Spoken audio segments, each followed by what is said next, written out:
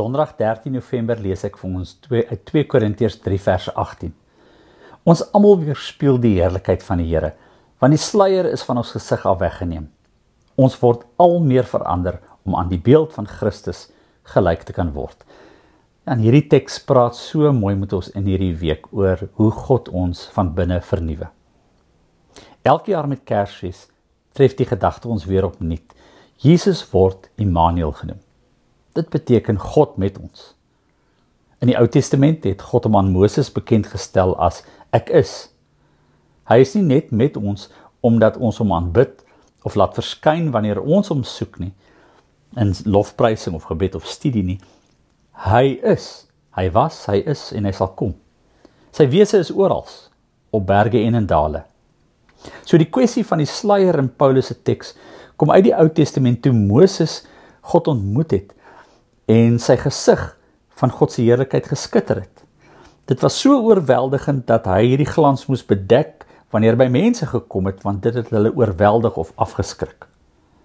En wanneer Paulus die gebeurtenis in die teks na dit verwys, gebruik hy dit as 'n kragtige metafoor van God wat ons ontmoet en verander.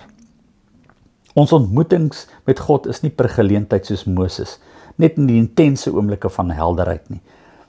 Immanuel, ek is, beteken dat God se heerlikheid ons in die normale gang van ons lewe kom verlig. Dit is voortdurend besig om ons te vorm en te verander.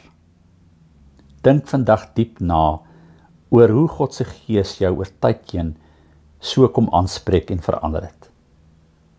Hoe het dit gebeur en hoe is dit besig om te gebeur in die Here waarvoor jy nou staan? En wat is die insigte waarby dit jou uitbring? Kom ons bid saam. Here, dankie dat ek met 'n onbedekte gesig voor U mag staan, dat ek U heerlikheid mag aanskou sonder vrees of skaamte, sommer net hier vandag. U die sluier van my hart weggeneem, sodat ek U lig kan sien en die liefde kan ervaar. En vandag vra ek, Here, verander my, nie net my dade nie, maar my hart. Laat die Gees my vorm, stadig, stil, dag vir dag, sodat ek meer van U kan word, in gedagtes, woorde en optrede. En wanneer ek moedeloos is, herinner my, dat U nie klaar is met my nie. U werk aan my, selfs juis in my swakheid. U maak nuut.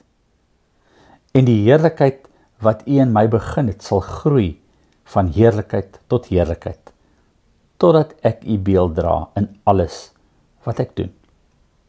Amen.